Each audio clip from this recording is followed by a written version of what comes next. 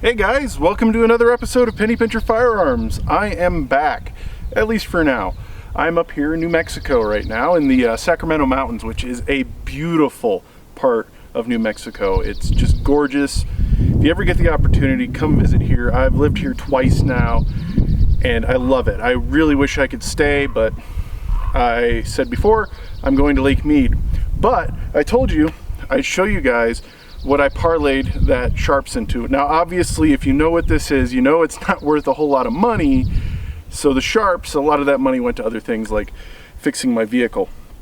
But this is an M95 34 Steyr-Mannlicher.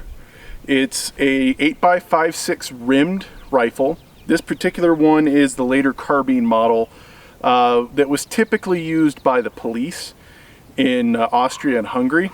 Now I have Hungarian ammunition. Interestingly enough, it's Nazi marked, the ammunition as well as the end block clip. So that's kind of a cool thing, and you can even tell what month and year it was made in. It was made in August of 1938. Isn't that crazy? Like, this ammo's that old. So some of the key points about this gun, first is the price. It was $240. Now this rifle is all matching serial numbers, and I personally feel like I got a pretty good deal. Now it is an import by CAI, so I do usually expect quality imports from them, but this one just feels really a cut above the rest. I've actually handled a lot of Steyr-Mannlichers. I've been interested in getting one for a while. On top of Krags, I do have a thing for these straight pull rifles. So I found this one, and it was a really good deal with really good condition. It looks like it has some older style sights. I think this one started life off as a rifle, as the long rifle, and then it was converted to a carbine. But as I said, all the parts match, so that pleases me. Now once again, if you haven't watched my other video about the K31, straight pull means that yes, this is technically a bolt action, but all you have to do is pull straight back and then push forward to load a round. So that's one thing that I really find interesting, and it makes it a lot faster for shooting.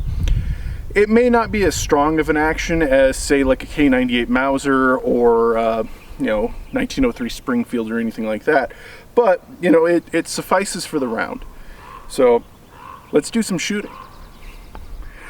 The way you load an Austrian Mannlicher is a little bit different from most bolt action rifles because it uses these end block clips. Now they only go in one way, so if you shot M1 Grands, you know they go in both ways, but these only go in one way. Carcanos are like the M1s as well. They have these end block clips, and the end block clips can go in either way in a Carcano. Really, this is the only type of rifle I know of that's common that uses these clips and must be put in a certain way. So very simple. You just put it in, kind of have to fight the spring. You'll hear a click. It's very faint with this one, and everything's loaded in. So let me explain before I start shooting. I have two targets set up at 50 meters. I typically shoot in meters rather than yards, just because most firearms that I use are European and they're usually set for meters. So the reason I have two targets though is these sights are a little bit strange. The battle sight says 5 on it, so I can assume that that's probably set to 500 yards or 500 meters. And then when I flip it up, the lowest position on the ladder, which is actually the bottom, is set to 300. So I'm going to shoot 5 rounds from each sight and see which one shoots better at 50 meters. That way I can kind of have a baseline of what's good probably out to 100 yards.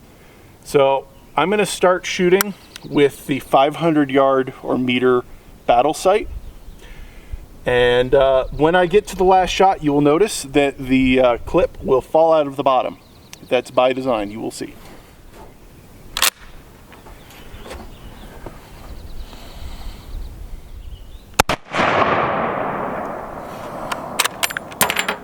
It's stout. I'll give it that. I should say this is the first time I've shot it, so Whew, that was a heavy hit. Oh, wow.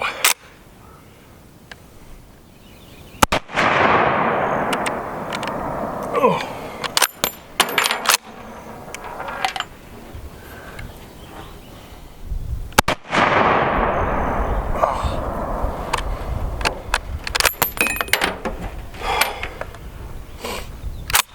Yeah, it is certainly pounding my shoulder right now.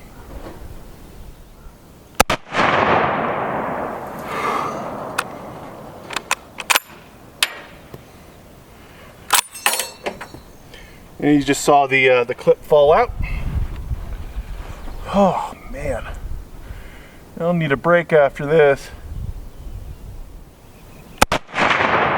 Oh. Yeah, I'm not joking either.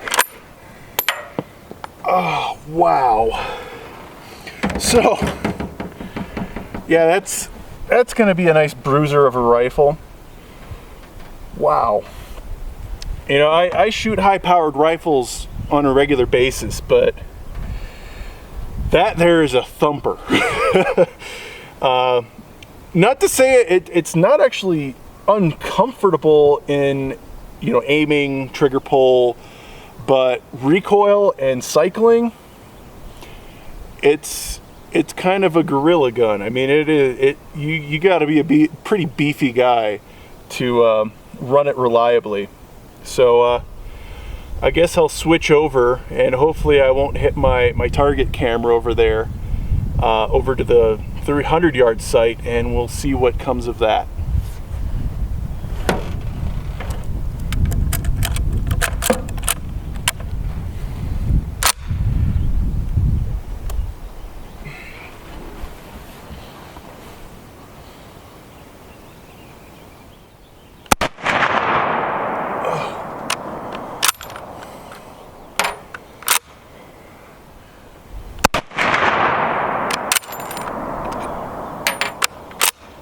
Not sure why it's not ejecting, but for some reason these rounds a bit more comfortable.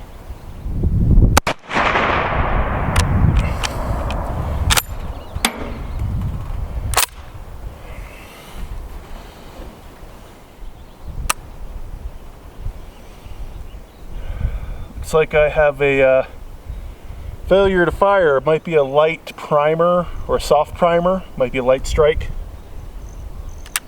All right, we'll give it a second try.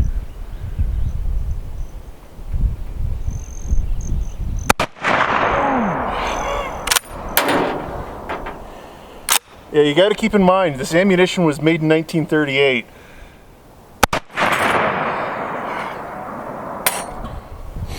The clip came out a bit late. That's all right. Not that worried about it. Open that up so it cools off. Whew. So yeah, that is a hard-hitting gun. Let's go check out what came of it.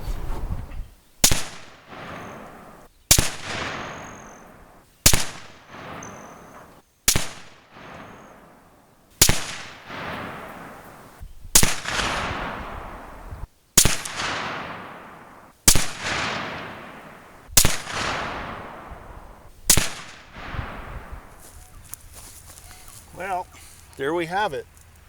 It looks like the 500-yard sight, the battle sight, is a bust. This was, of course, the first set, no hits. It must have been shooting high. This one, however, I got 4 on target. I'm not sure which of the 4 failed to hit. We will find out when we go back and look at things. But yeah. I can be okay with that grouping. I guess I'll keep shooting, and we'll see what comes of it. First impressions, like I said before, this is the first time I've shot this rifle.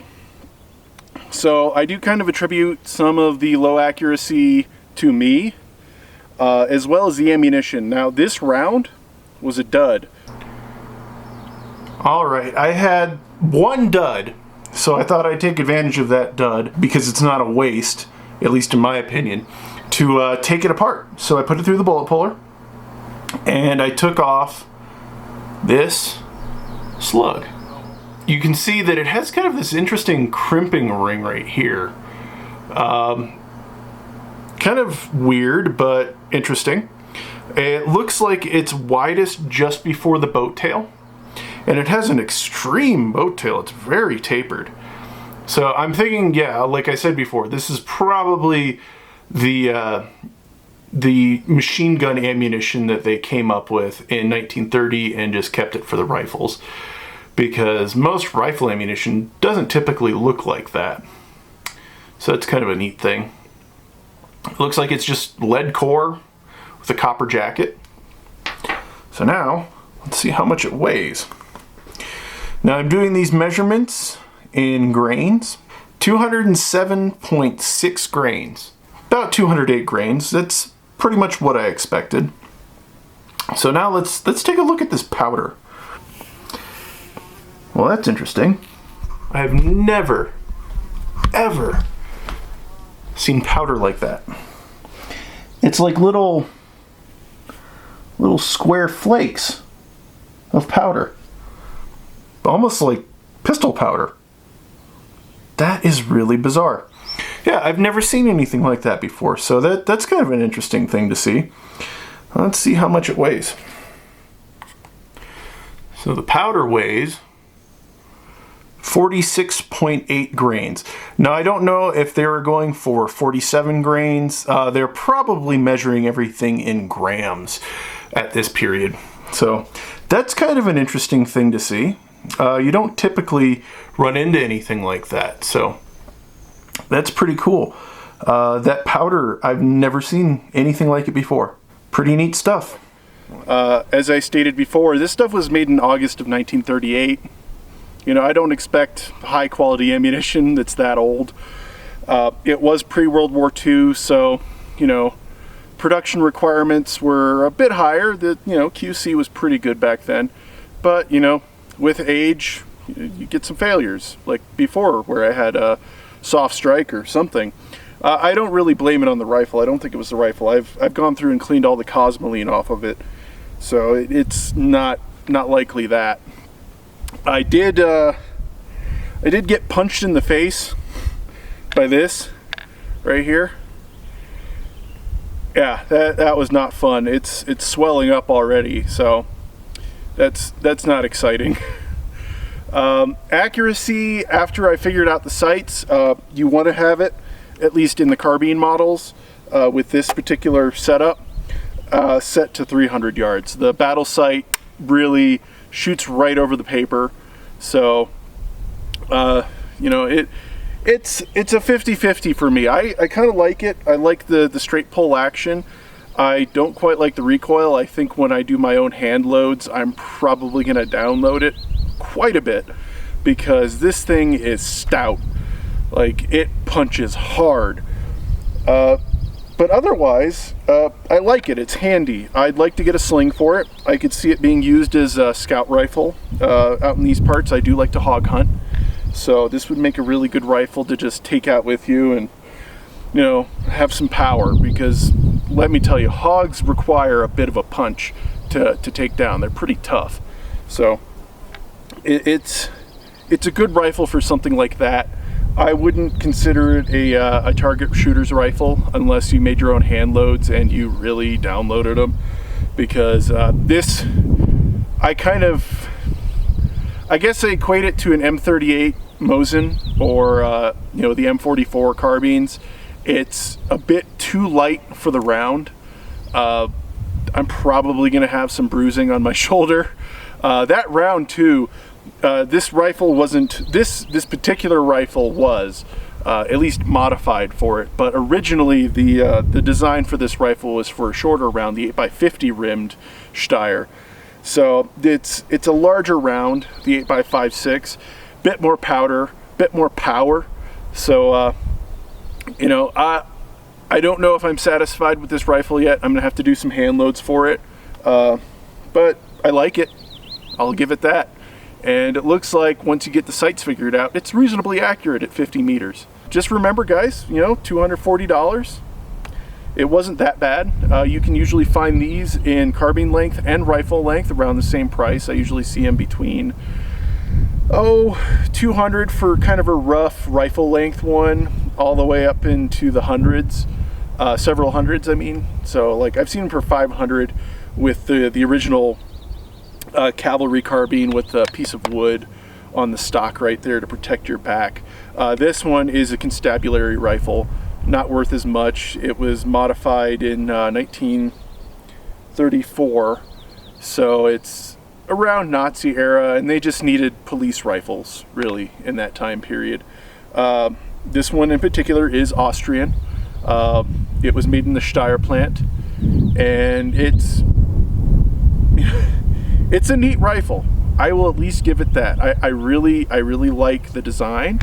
I think it's an attractive rifle.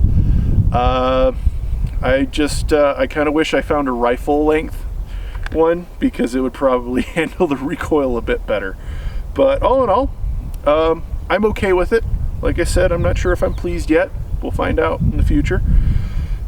So once again, guys, thanks for watching, and just remember, a good gun doesn't have to cost a pretty penny.